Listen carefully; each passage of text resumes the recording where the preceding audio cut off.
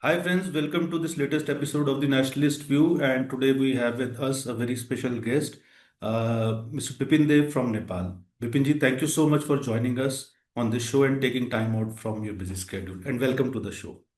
Thanks for having me, Anandji.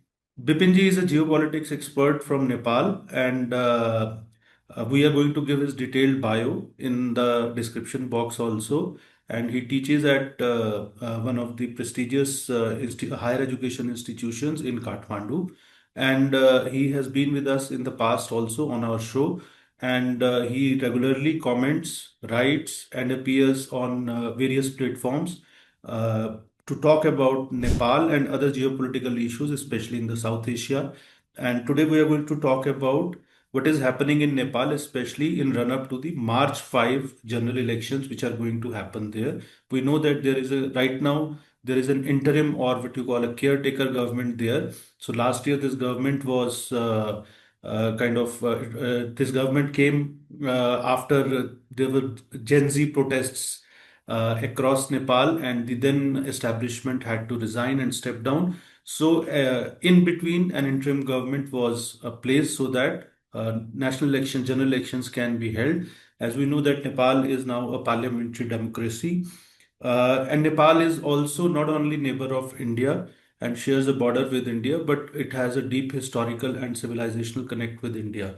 And we have also seen that over a period of time, there have been concerted efforts to raise anti-India sentiments in Nepal. So there are now Nepal is a very complex, you can say there are very complex dynamics in the Nepal politics, which we are going to try and demystify with the help of Mr. Dev.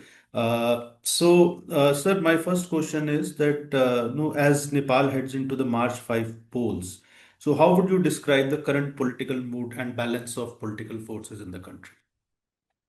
Thanks, Anandji, once again.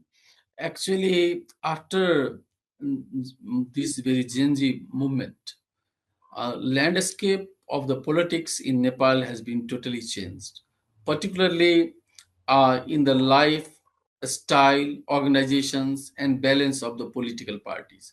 Almost all political parties in Nepal have been affected by this protest or by this movement. And one of the positive sign that we find, the young generations, irrespective of political parties, are in favor of changing their leaderships. So there is a protest inside of every political party. So I will talk with you separately to give the glances of the real situations of the Nepal. Just a few days ago, the general conventions, special conventions, which we call Naya Mahadiveshans, has taken place of the Nepali Congress. And Nepali Congress, to the Indian viewers in general, and to the Nepalese viewer in particular, I like to just like give an account of the Nepali Congress. That is the one of the major political parties, not only in Nepal, in the South Asias, and which has link and relationship with India a lot.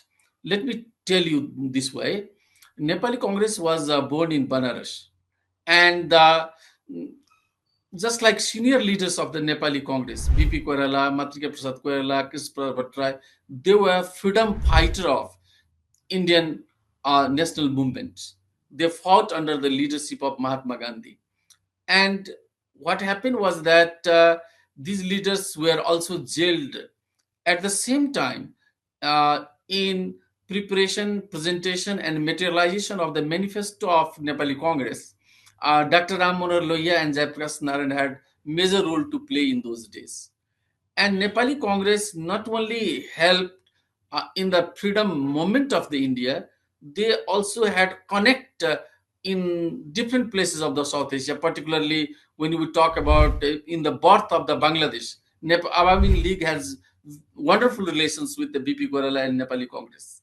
Even Nepali Congress played very important role to give the just like seal of approval to the Israel and in the socialist movement. So at the same time, uh, Nepali Congress is the major party in Nepal, which has fought against the Rana regimes, which has fought against panchayat systems, which played an important role, just like in bringing a republic in Nepal. So, what we find in Nepal is that for the long time, young generations wanted to change, particularly in the leadership. And two general secretary, Gagan Thapa and Biswa Prakash, they played very important role to just like reorganize or revamp same party, though the party Nepali Congress seems to be divided horizontally and vertically. One group is led by Sher Bahadur and senior leaders, and another group is led by Bishu Prakash and Gagan and other young leaders. And election commissions, just like has given validity to the Gagan and Bishu Prakash team. So ball would be in these days, coming days, at the court of the Supreme Court, and Supreme Court would perhaps decide in the days to come. So my point is yet to say, why did I give the long description of the Nepali Congress? Because Nepali Congress has a very good proximity and relationship with India, and it is democratic party. It believes in a plural society. Uh, at the same time, just like we find one change has taken place in Nepali Congress, similarly, what we find, UML, led by KP Oli, so conventions also took place, and in the convention, democratic exercise took place. And through the democratic exercise, KP Oli once again became the president. So there was no change in the leadership in UML. Normally, as you know, that in the Communist Party, particularly leadership is hardly changed. But whatever the practice took place, it was completely in pursuit of the democratic way. So this is the good news for the Democrats, and so Nepal has, democracy has taken roots in Nepal. In the same way, other change in the political landscape of Nepal, that former Prime Minister Pushpa Kamal Dal, who has been also a major player in the power balance of Nepal, he also revamped his party, and former President Madhav Kumar Nepal, with him, new alliance was made. Similarly, if you look at the Tarai Madhesh, that is also one of the major vote bank or a major constituency, a major part of the Nepal provinces. So in Madhesh politics also, two senior leaders, Upendra Yadav and Mahant Thakur, they have made alliance. And another, just like so many exercises going on, that the three young leaders, just like Ravi Lamichhane and Mayor Balen Shah, and attempts are also being made to woo Kulman, another political player, bureaucrat turned into politicians. So alliance is also being formed. So in Nepal, what you find in these days is that changes are taking place, and all these changes are being targeted, keeping the election in March in mind. So one of the beautiful aspect of the politics of Nepal is that all these changes are taking place in the keeping in mind of norms and values of democracy in mind. So let us see what would happen. But I'm quite hopeful that there is a great wave of consciousness among the young people of the Nepal, that young people have dreamed to build a new Nepal, better Nepal, and they want that corrupt, crafty, cynical politicians must be wiped out from the political arena of the political parties. So, sir, there also appears to be a renewed visibility of pro-monarchy forces. So, how deep is the sentiment, among voters, and is it protest politics or is it a serious alternative? So, how do you look at this pro-monarchy political forces, and what is their play, and how deeply entrenched they are? What kind of support they My have? view personally, sometimes what happens, drama may be good, but until and unless actor and actress are not good, drama cannot be properly staged. This is what exactly happened in the hearts of the heart of Nepal. There are some people, there are some corner of in the society that people have a nostalgia of monarchy, but just like actor, I'm not just like naming the proper ex monarch or so, just like that type of atmosphere has not been created so far. And what happens, the changes in Nepal have been taking place so rapidly and so fastly that I do not think that immediately there is a possibility of kingship coming back in the politics of the Nepal. That is true that just like Hinduism sentiment is very strong. The people think that Hinduism can only, in all the political parties, this sentiment is strong. But there are some people who associate monarchy with the Hinduism. Hinduism is a separate thing. Uh, we should not directly link with the monarch. To larger extent, monarch has taken very important role to safeguard Hinduism. That is different story. But as I have said symbolically, drama text might be good. There must be good actor to stage that very text. So I'm not seeing the immediate possibility of king returning back in the politics of Nepal.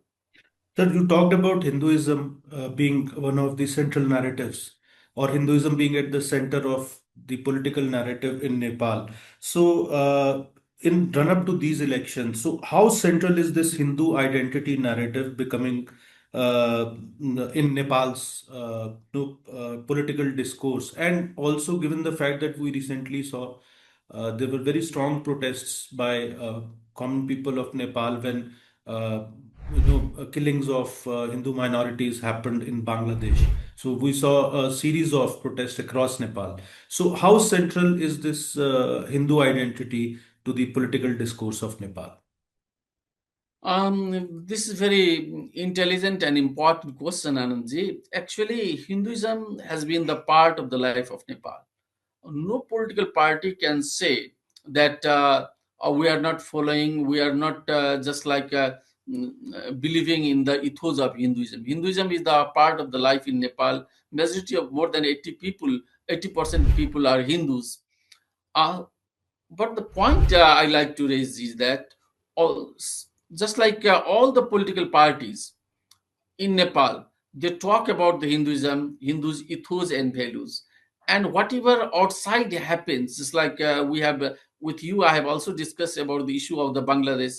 It has immediate repercussions and effects in Nepal.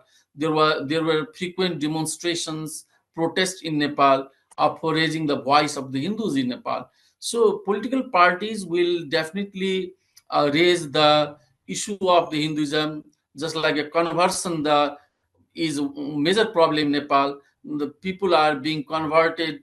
People are allured to be converted by different perk and privileges, just like engineered by NGOs and INGOs. That is the other way. At the same time, just like a fundamentalism is also spreading its tenterhook in the different so-called institutions in Nepal. But at the same time, one of the wonderful aspect, when the political parties talk about Hinduism, they are still not discussing Hinduism as a political philosophy. This is the time to debate. Just like if the political party believes in Hinduism, what type of the political vision Hinduism would create, that is not being debated and discussed in Nepal as has been discussed in India. Just like Hinduism has already political philosophy, integrated humanism. Because Hindu philosophy says communism and capitalism both are materialistic theory. Communism also says that human beings are selfish, greedy. Capitalism also says that human beings are selfish, greedy. They can go to any extent for their personal interest. But integrated humanism, that is Ekatmak Manavbad, they say that it is a Hindu economic theory that would give the completeness, a spiritual growth, and material growth of humankind. Human beings can be changed from Nar to Narayan. That is a Hindu political thought says. So in Nepal, just like time has come to discuss and debate integrated humanism, how we can translate and transform the Hindu political philosophy in the political manifesto in our day-to-day life. Just like Hinduism has already, just like what is the, just like wonderful philosophies, like what is the democracy, Bahujan Hitai, Bahujan Sukhai. Just like this is the wonderful, there are wonderful definitions and doctrines in the Hinduism, economic philosophy, social philosophy, how should be the ideal state, how should be ideal citizen. This type of the political philosophy of Hinduism has not been discussed in Nepal. So if the political parties would develop their narratives and we the media men would talk about this, then people will come to know that just like Hinduism is in itself a complete political philosophy like communism and capitalism. And time has come to discuss and debate on it. Uh, Another thing which I want to talk about is that China is known to have been playing a major role in especially in these smaller countries, and they also try to influence the political outcome. And China is also deeply entrenched. The Chinese interests are deeply entrenched in Nepal also. So, how do you see China playing some role behind the scenes in the Nepal elections? Because they're known to be doing all these things. So is there some kind of a thing which is happening behind the scenes? Are there any indications, and what precautions the political parties are taking to ensure that they don't get influenced by the Chinese interests? No, Anandji, what has happened in Nepal is that gone are those days that anti-Indian sentiment would translate into the vote bank. People have understood. Gone are those days that pro-Chinese sentiment would work. People are, in fact, Nepalese society has been globalized very rapidly. Nepalese society has been connected with the United States, Europe, and other parts of the world. So the wave of consciousness in Nepal is very high. Though there is no industrial growth, there is no economic growth, but the level of awareness in Nepal is very high. So, in fact, Nepalese audience, Nepalese voters, Nepalese people also have also known that what is the consequence of Chinese investment and Chinese loan. They have come to see what has happened in the CPEC in Pakistan. Pakistan is in debt trap. What has happened in Sri Lanka? What has happened to larger extent Bangladesh? So, I mean, Nepal has been familiar with this. Nepalese have been familiar with this thing. So I don't think that just like no matter Nepal is economically not as strong country, but the wave of consciousness is very high. So maybe some from the back door or in the chessboard of the diplomacy, China might have some role to play, but particularly in the communist parties. But in democratic parties, China does not have a major role to play. And what has actually happened is that China has a, if you are just like covering the geopolitics, China has a different way of the mingling the politics and with economics in other countries. China has its own world order. Just like you find that China makes a country forced to sign BRI. China just like tries to just like woo in the SCO. China wants to just like attract in BRICS. So just like ADB banks. So China has its own way of just like wooing, alluring, and attracting the poor countries. And just like China is not in a habit of, though some of the Communist Party leaders had come a few years ago to give the trainings to the communist cadres in Nepal. So there was a much hue and cry that China has changed its habit of interfering in the internal affairs of another country. But in these days, what we find that China has its own way of handling or doing the macro management of the politics in other countries. So in these days, in media in Nepal, just like there is not a greater influence of the China is being read or heard. So my last question is that because we have talked about the Hindu identity issue in Nepal, not issue, but Hindu identity being at one of the central narratives in Nepal. So is the similar narrative is there in India also, and as we have discussed that Nepal and India, so both have one of the biggest common and the strong one of the common threads is Hinduism, being the majority of people in India are also Hindu and in Nepal also Hindu, and they're kind of basically part of the same Hindu cosmos, you can say. So there is a civilizational connect also, and then Buddhism also, of course. So there is a great civilizational connect through Buddhism also, and if I broadly say, basically all this is part of Sanatan Dharma. So we are spiritually, culturally on the same plane. So now when and Nepal also has very close economic ties with India also. And whatever happens on the Indian economic front, so at one level it does influence, it will have an impact on Nepal also. How do Nepalis see Trump's US President Donald Trump's aggressive stand against India, whether it comes to tariffs or other issues, and also while he is basically pampering Pakistan. So how are Nepalis viewing this? Actually, the question is, in fact, the million dollars questions, particularly in the geopolitics, Trump's turbulences.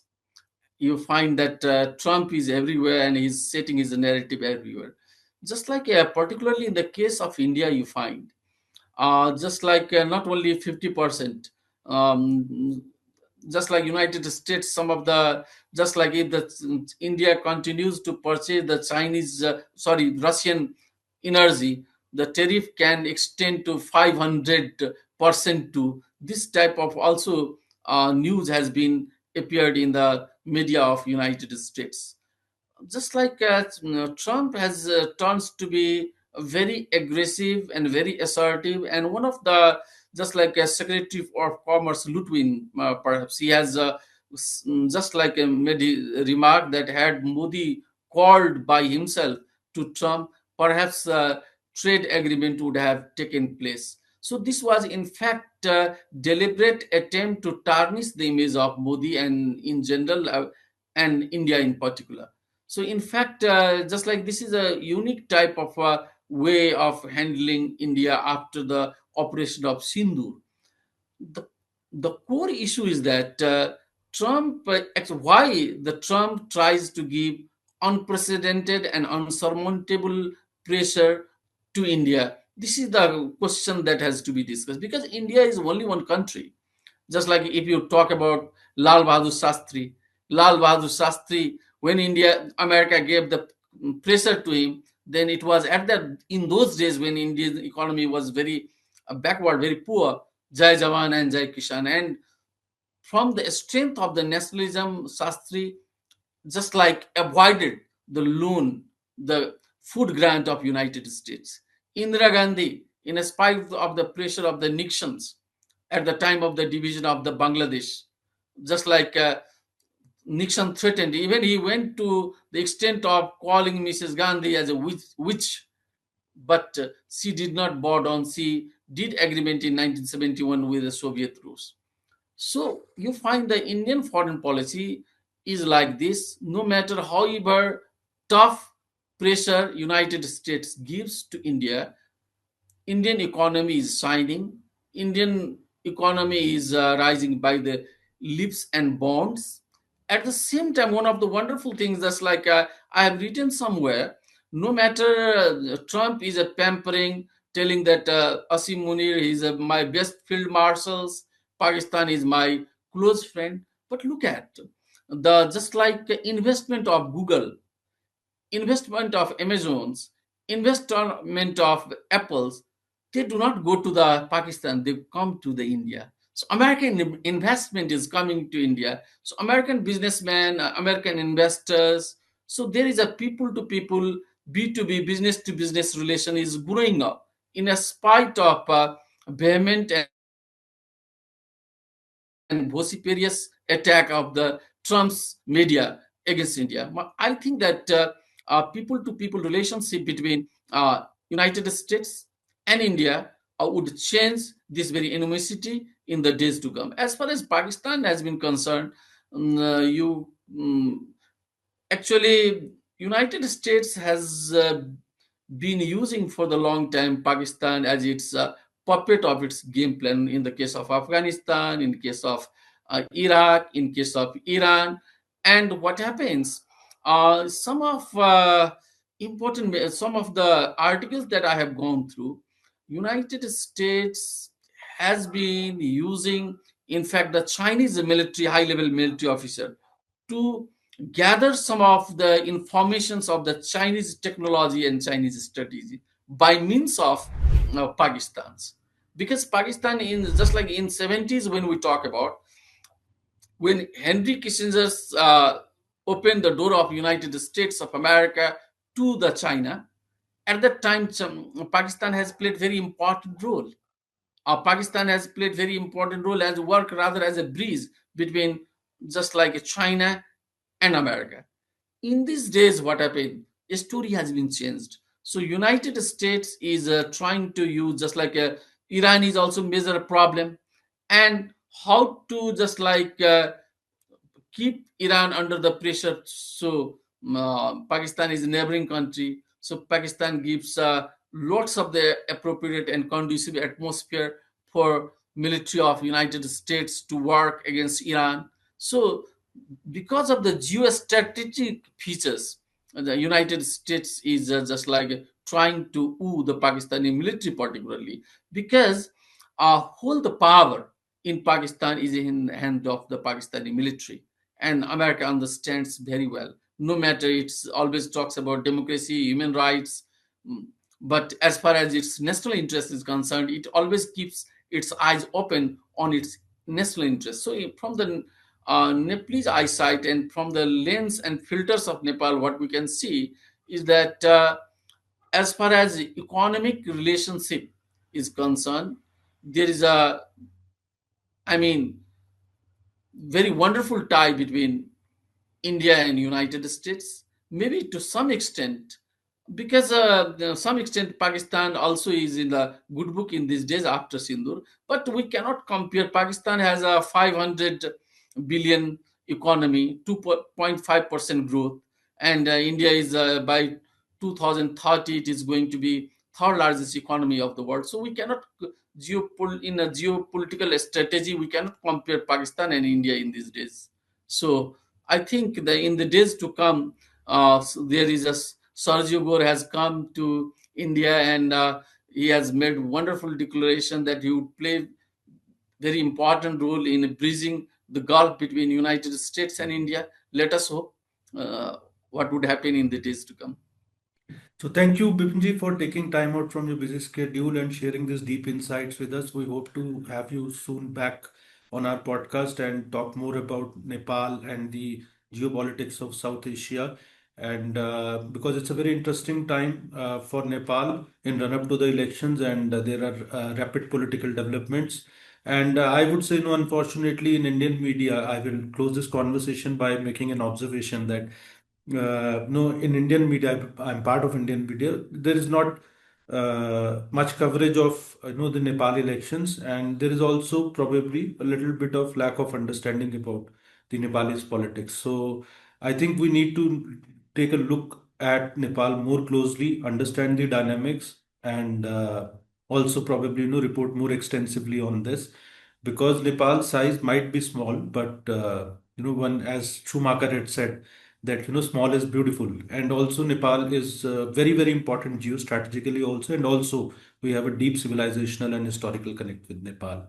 So thank you viewers for watching this, and please share this, like this, and subscribe to the channel, and we'll be soon back with another conversation, and hope to have you back soon on our podcast, Bipinji. Thank you so much again. Thank you very much.